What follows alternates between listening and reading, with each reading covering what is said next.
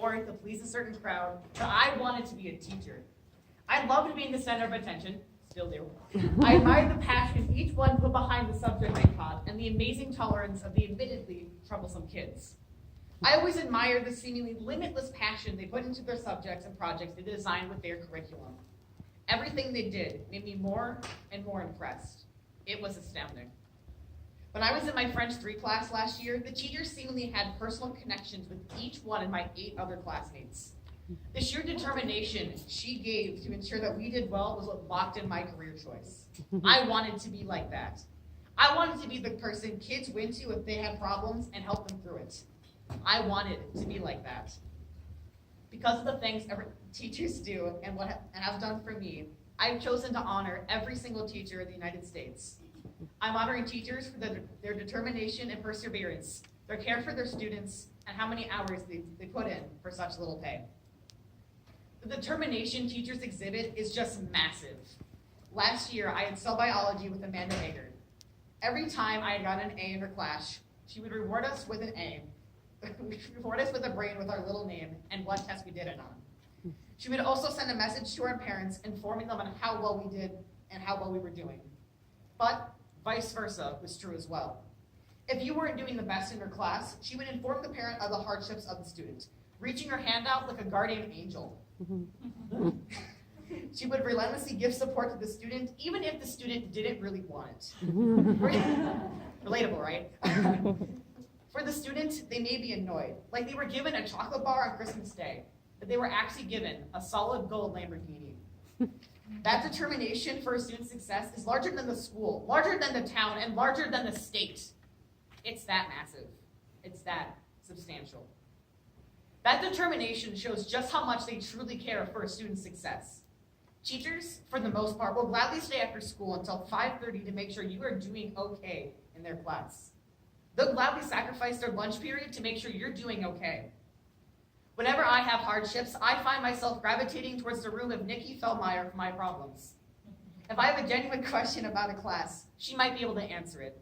If I have a personal problem, like stresses at my work, at home, or even stresses at school, she seems to be like the back of my math textbook.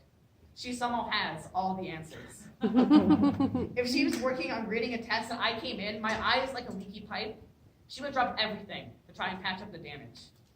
The amount of debt I owe to her is so high. Yeah, I'm talking to you, Bill Meyer. No amount of loans or work can ever repay her. I can't begin to explain how much gratitude I have for the teacher that gave me that support, giving their attention to students before their own work. They'll put others before themselves.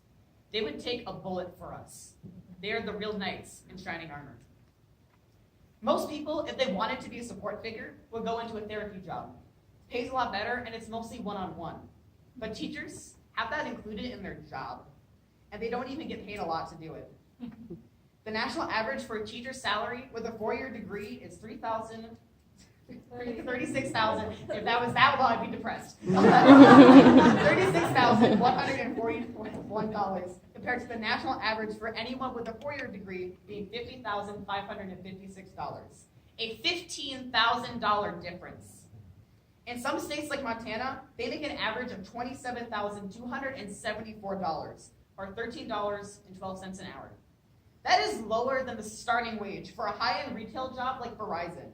A teacher in Montana would be better off working at a phone store than teaching at a school. That alone is why there's a national epidemic due to the shortage of teachers. According to the Learning Policy Institute, enrollment in teaching programs between 2009 and 2014 has fallen from 691,000 to 450,000, or a 35% drop. Let me repeat that.